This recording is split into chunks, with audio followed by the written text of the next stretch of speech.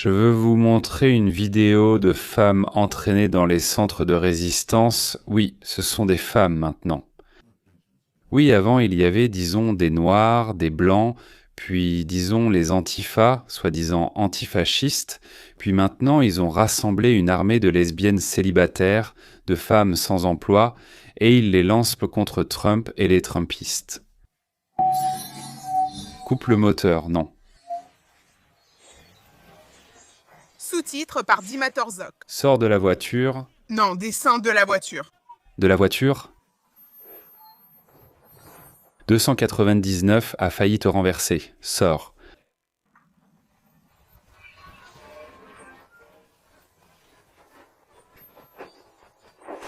Tentative de renverser un policier échoué, sans succès. Et il n'ouvre même pas le feu. C'est un échec total, alors une seconde tentative a lieu. Cette fois, elle réussit et renverse le policier. La gauche dit qu'elle a simplement eu peur, mais elle avait peur de la police, elle s'enfuyait sans réaliser ce qu'elle faisait, qu'elle ne comprenait soi-disant pas. Qu'elle faisait tout ça, ils sont devenus fous. Voici une habitante de ce quartier. Elle n'est ni féministe ni suffragette, simplement témoin de ce qui se passe. Et nous sommes censés avoir de la pitié pour ces personnes. Nous devons faire preuve d'empathie, de compassion, pleurer et partager des publications pour ces gens qui essaient délibérément de nuire aux officiers, aux membres des forces de l'ordre. Elle s'appelle Michelle Maxwell. Elle est épouse, mère et, comme elle se définit elle-même, conservatrice constitutionnelle, c'est-à-dire qu'elle aime les lois, l'ordre, c'est pourquoi elle est conservatrice. La gauche déteste surtout les gens comme elle. Je suis censé abandonner toute logique et tout bon sens et croire que ces gens vont bien? Vous avez délibérément tenté de tuer cet officier et de le blesser gravement. Vous êtes prête à mourir et apparemment fière de donner votre vie pour des immigrés illégaux et pour le Parti démocrate qui vous a convaincu que vous faites ce qui est juste. Elle n'a jamais vécu en URSS, et vu son âge, elle n'est probablement pas de notre époque non plus. Mais elle comprend que le parti du guide, peu importe comment il s'appelle, cherche absolument des idiots pour se battre afin que le parti des salauds prospère. Et qu'est-ce que ça veut dire, le parti prospère, le parti prospère? Ça veut dire que la portocratie, c'est-à-dire, les bonzes du parti se gavent comme trois. Guerre ou pas guerre, blocus de Leningrad. Peu importe, on mange de l'esturgeon et on accompagne ça de caviar. Ils achètent dans des voitures de luxe pour leurs enfants et construisent des maisons, dépensant des dizaines de millions. Ils méprisent ceux qu'ils ont envoyés tuer, mutiler, piller, en les appelant ainsi. Eh bien pour eux-mêmes, bien sûr, pour eux-mêmes. Du bétail, la plèbe des idiots utiles. Allez, monte à la tribune, pas un pas en arrière. Mourons tous ensemble. Solidarité, égalité, hurrah, et puis retour. Dans les chambres chaudes, dans les chambres chaudes, dans les chambres chaudes. Continuez à bouffer, continuez à consommer. Et toi, le bétail, va dans le froid et écrase les policiers. Idiote, imbécile. Vous avez délibérément tenté de tuer cet officier, de lui causer de graves blessures. Vous êtes prête à sacrifier votre vie, fière de la donner pour des immigrés illégaux et le Parti démocrate qui vous a convaincu d'agir justement, mais vous vous trompez. Je suis d'accord avec Michel à 126,7%. Je voudrais lui serrer la main virtuellement, puisqu'elle vit à l'autre bout de l'Amérique. Ceux qui veulent mourir pour des salauds repus sont des idiots cliniques. Un pas à gauche, un pas à droite, c'est la fusillade. Il y a un problème. Le vieux démocrate sort sur le balcon, se cure les dents et dit « Bon, là, on a quand même un peu exagéré. » Quand même, vous savez, on ne peut pas, comme ça, tsouk, vous savez, scier la branche sur laquelle on est assis. Et la foule de lesbiennes et de femmes transgenres, folles de rage, ne peut plus sortir de sa fureur, n'entend plus rien, tant les émotions sont profondes et ont éteint le cerveau. Et ils ne comprennent qu'une seule chose. Un traître, donc, la suite, c'est aussi un ennemi. Donc, le gouverneur les a trahis. Le gouverneur Tim Walz parlait au téléphone avec Trump, un traître, et il a accepté que la police devait arrêter les tentatives de meurtre contre les agents fédéraux. Un traître. Vous avez probablement pensé que la police était obligée de le faire. Pour que ce soit clair, donc, c'est Tim Chick, donc, c'est lui aussi qui encourageait la folie dans les rues, la rage qui se passe en ce moment. Qu'ils quittent notre ville, notre État, ils sont venus nous plonger dans la tyrannie, nous plonger dans la tyrannie. C'est un voleur, il n'y a plus de place pour le marquer, on va vers la dictature, le fascisme, oui, exactement. Ce sont des ennemis. Ils sont venus violer nos enfants. Ils sont venus violer nos enfants, donc les clandestins qui ont violé leurs enfants, ils les protègent, ne les livrent pas, n'autorisent donc pas à les emmener quelque part, à les juger, rien, ils les relâchent dans la rue, ils continuent à violer. Ensuite. Ouf. Alors, dans ce contexte, peut-être qu'on va quand même permettre à la police d'empêcher les tentatives de meurtre. Bien sûr, cela a sonné comme une trahison, et ils se sont précipités chez lui pour lui crier dessus, le traitant de traître. Il y avait aussi d'autres mots gentils. Nous observons exactement le résultat auquel on pouvait s'attendre. Maintenant, même la gauche n'est pas du tout satisfaite d'eux. En fait, en ce moment même, pendant que nous parlons, une foule s'est réunie devant le bureau de Tim Walz au Capitole du Minnesota, exigeant qu'il restitue le contrôle des rues à la population. Mais au final, qui peut vraiment compatir avec Walz? Après tout, c'est exactement le lit qu'il s'est soigneusement préparé lui-même. Il s'avère que lorsque l'on joue avec le feu, c'est-à-dire que l'on rassemble derrière soi une foule de personnes radicales, mentalement instables, folles, et que l'on fait le moindre geste pour les énerver. Si tu dis « D'accord, peut-être que là c'est trop, je devrais arrêter d'encourager mes électeurs à devenir des martyrs. » Entre les agents de l'immigration réputés dangereux et les manifestants, la police devrait intervenir pour éviter tout incident grave. Alors ils viendront aussi pour vous, et c'est exactement ce que vous voyez devant vous en ce moment. De plus, c'est la première fois que le maire et le gouverneur ont autorisé la police à sortir dans la rue et à séparer leurs propres enragés, qu'ils ont eux-mêmes incités, et les agents fédéraux qui sont venus pour arrêter les meurtriers. Sont venus ceux découverts cachés, certains avec de fausses identités. Et en plus, Trump, cet homme horrible, effrayant, cauchemardesque, a exigé que le gouverneur permette aux fédéraux de prendre les dossiers des prisons de l'État. Plus de 1000 meurtriers et bandits qui sont dans nos prisons américaines mangent et boivent à nos frais, regardent la télévision, jouent au ping-pong et apprennent le tricot. S'ils en ont exprimé le désir, tout cela, c'est à nos frais. Qu'est-ce que veulent les fédéraux ? Un pouvoir terrible, cauchemardesque. Comment osent-ils vouloir quelque chose? Ils veulent, horreur, expulser de notre pays ceux qui s'y trouvent. Ils sont là sans notre permission, ils sont juste entrés, c'est tout. Oui, à San Salvador, pourquoi? Où? Pour un quart du coût que cela nous coûte de les garder en prison ici, ils purgeront leur peine là-bas. Puis ils seront renvoyés chez eux, et non pas de retour dans nos rues. À tuer encore, à violer encore. Après la prison à San Salvador, les criminels ne veulent généralement plus jamais retourner en prison, alors qu'après la prison aux États-Unis, ils commettent facilement de nouveaux crimes, sans aucune crainte d'y retourner. Là-bas, ils mangent bien, ils prennent du poids, ils boivent et se font de nouveaux amis. C'est un peu comme Artek dans l'ancien Union soviétique. Alors, à votre avis, pas à leur avis, mais à votre avis, quelle prison est la meilleure ? Celle qui offre du repos et de nouveaux contacts, ou celle qui fait peur pour le reste de la vie. Pour ma part, cela me va qu'ils restent effrayés à vie. En fait, j'aimerais complètement réformer tout le système de sanctions, mais j'en ai déjà parlé et j'en reparlerai séparément. Le président Trump a parlé directement ce matin avec le gouverneur Walz, et il a tracé une voie claire et simple pour rétablir l'ordre public dans le Minnesota. Le gouverneur Walz, le maire Frey et les dirigeants démocrates. Ils doivent remettre tous les immigrés clandestins criminels actuellement détenus dans leurs prisons et centres de détention aux autorités fédérales, ainsi que tout immigré clandestin ayant un mandat d'arrêt en cours ou un passé criminel connu pour une expulsion immédiate. Ensuite, les forces de l'ordre et autorités locales doivent accepter de remettre tous les immigrés clandestins arrêtés par la police. Et troisièmement, la police locale doit aider les forces de l'ordre fédéral à arrêter et à détenir les immigrés clandestins recherchés pour des crimes, en particulier des crimes violents. Si le gouverneur Walz et le maire Frey adoptent ces mesures déjà appliquées ailleurs, les services de douane et de protection des frontières ne seront plus nécessaires. Pour soutenir l'AIS dans le Minnesota, l'AIS et les forces de l'ordre local pourront collaborer sereinement, comme dans de nombreux autres États. De plus, le président Trump demande au Congrès d'adopter une loi pour mettre fin définitivement aux villes sanctuaires. Walz, qui fait actuellement l'objet d'une enquête, eh bien, le gouverneur, oui.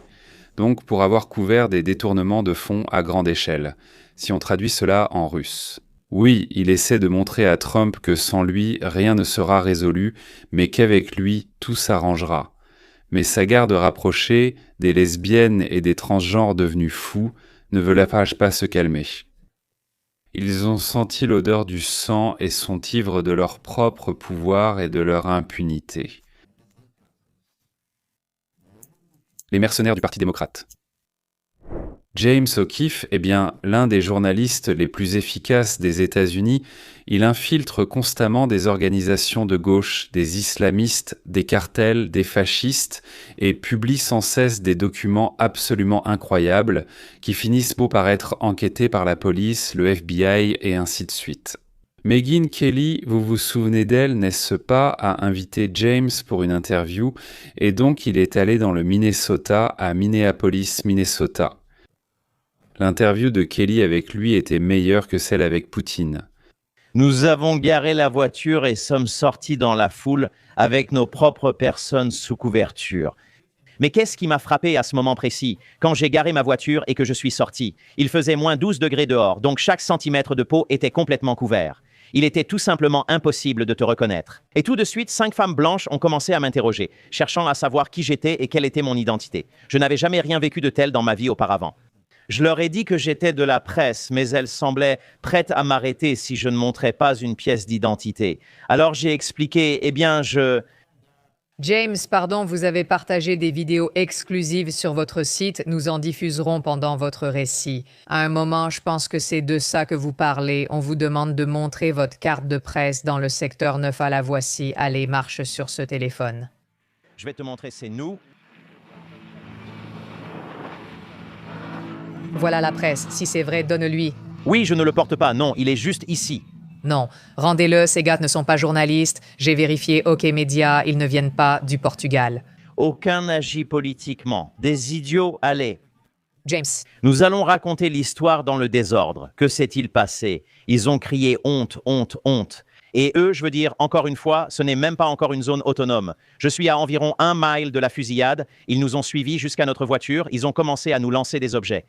Maintenant, souvenez-vous, à moins 12 degrés, une bouteille d'eau gèle littéralement en 20 ou 30 secondes, et ça devient une arme. Et ils ont commencé à jeter différents objets sur moi et sur mon garde du corps. En fait, ils ont même fouillé, ils ont palpé les poches de mon garde du corps. Ils se comportent comme s'ils étaient l'autorité ici. 5 femmes en bonne santé, entraînées. Juste dans la rue, à 1 kilomètre de l'endroit où il y a eu la fusillade. Je ne suis même pas sûr que James savait qu'il y avait une fusillade là-bas. Il me semble, d'après ce qu'il a dit, qu'il faisait autre chose, qu'il était venu là pour une autre raison. Soudain, ils arrêtent James, qui était complètement emmitouflé. Eh bien, vous savez, on ne peut pas l'arrêter, lui, mais son garde du corps, tant c'est écrit sur eux. Là-bas, la presse demande les papiers, car dans une rue américaine, on croise des inconnus sans signe distinctif. Même la police, en général, ne s'approche pas simplement pour demander les papiers. Non, montrer les papiers. Pourquoi? Qui sont-ils? 3 d'entre eux plaquent le garde du corps au sol. C'est un parachutiste. Il n'est pas faible, non? Et la police? Vous demandez où elle est? Partout, sauf là. La police a complètement quitté ce quartier. Donc vous êtes totalement seul et moi je tremble. Megyn, tu m'as invité à parler de mon film Ligne sur le sable. J'ai tendu une embuscade au cartel, ils fuitent les caméras, ces gens-là te tueraient. Je n'ai jamais été, pour ainsi dire, aussi proche du communisme. Je n'ai jamais vécu quelque chose de semblable. En approchant de la voiture, ils nous lancent divers objets. Pierres, bouteilles glacées et ce qui m'a semblé être un couteau. Je revois toutes ces images, je porte un gilet pare-balles, vous l'avez vu sur la vidéo, c'était horrible. Ces gens sont-ils si organisés?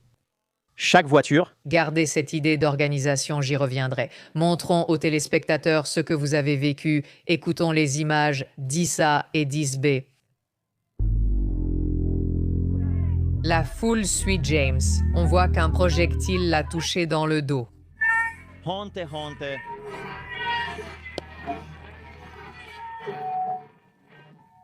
Ferme cette putain de porte.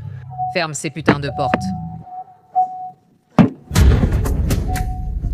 Nous sommes la putain de presse, nous sommes la presse. Vous savez ce que c'est que le premier amendement, bien sûr que vous savez. La presse? Vous savez ce que c'est que le premier amendement. Mais la surveillance n'a pas cessé.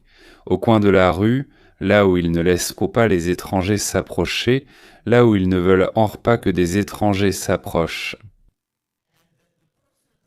Et cet homme de l'hôtel fait un signe à l'un d'eux. Et alors nous comprenons que nous sommes en danger, que nous devons quitter notre hôtel, alors nous allons dans un deuxième hôtel et nous avons quelqu'un. Qu'est-ce que cela veut dire? Il a fait un signe, il leur a dit que tu restais là-bas. Oui, ces gens ont des observateurs partout, des hommes à chaque carrefour et des informateurs dans tous les hôtels. D'une manière ou d'une autre, ils ont réussi à obtenir, ils ont découvert le numéro de notre voiture de location. Et ensuite, mon chauffeur a reçu un message texte avec une menace directe de violence physique venant d'un numéro inconnu. De son téléphone que j'ai, oui, Tu as publié? j'ai publié un post menaçant de mort. Il est écrit « Nous savons que vous êtes à Minneapolis, tu es avec O'Keefe et sa bande de nazis, tu es dans une Ford blanche, la plaque d'immatriculation, puis tu l'as masqué, de Floride, tu as exactement 1 heure pour partir, sinon tu es mort. C'était adressé à ton chauffeur. Non, ce n'était pas sur mon portable, c'était pour le chauffeur. Autrement dit, partez ou on vous tuera, et ils ont montré qu'ils pouvaient tuer, ils ont montré qu'ils tueraient, messieurs. Ce n'est pas la première fois.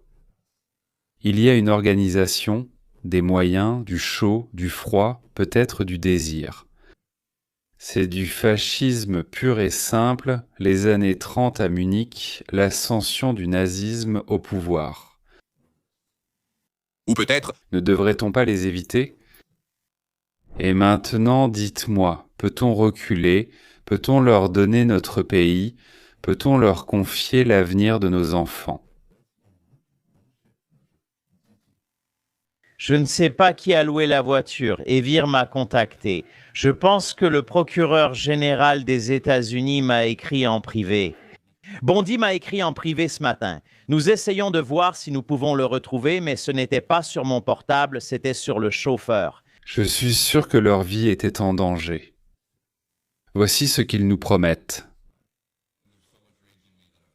en ce moment, je suis tellement en colère que j'ai réenregistré cette vidéo une quinzaine de fois pour trouver les mots justes. Il est temps d'enfiler l'uniforme et d'être prêt à agir. C'est clair, non, il n'est plus question de manifestation pacifique. Nous n'allons plus avoir ces conversations polies. Je m'adresse maintenant spécifiquement à mes foutus abonnés. C'est tout ce dont je vous ai toujours parlé. Et c'est exactement ce qui, comme je l'ai dit, devait arriver. C'est exactement ce qui, putain, devait inévitablement se produire. Puisque nous n'avons pas marché avec une arme.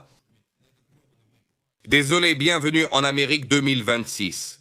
Où est le deuxième amendement ? La seule chose qui pourra vraiment vous protéger contre ces putains de milices nazies qui tuent impunément des innocents en pleine rue. Prenez vos putains de flingues et arrêtez ces enfoirés.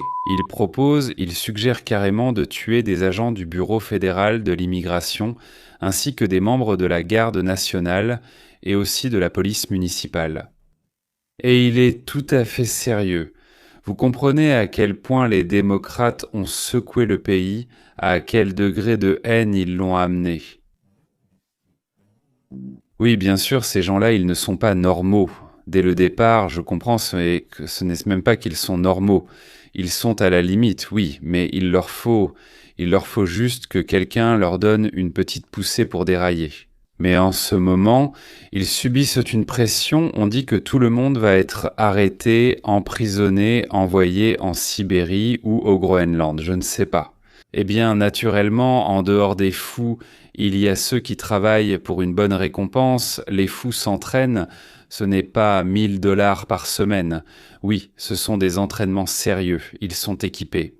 En résumé, il y a des mercenaires, notamment des femmes lesbiennes actuellement en avant. Oui, celles qui criaient « tuez, tuez, tuez ». Je veux le montrer dans sa vie quotidienne normale, tel qu'il est chaque jour. Il a un compte Instagram avec 5000 abonnés. Voilà généralement à quoi ressemble Kyle là-bas. À mon avis, c'est un travesti. Il semble porter des vêtements féminins. Je n'arrive pas. Oui, il est très coloré, avec de longs cheveux. Il est clair qu'il y a un vrai problème avec Kyle. Je pense que tout le monde est d'accord. Oui, il porte des bottes à talons pour femmes et il exhibe ses fesses. Kyle. Honnêtement, ces photos, elles sont bien plus effrayantes. Sur cette note majeure, je voudrais conclure notre histoire sur les lesbiennes combattantes, les transgenres joyeux et la pleine suffisance sexuelle. Le mouvement de gauche qui tantôt n'admet pas les juifs dans les universités, tantôt frappe des journalistes, tantôt tire sur des gens qui ne leur plaisent pas. Nous vivons une époque formidable, camarades. Faites-moi savoir si ce genre d'histoire et d'enquête vous intéresse ou si vous ne voulez entendre parler que de politique. Merci, au revoir.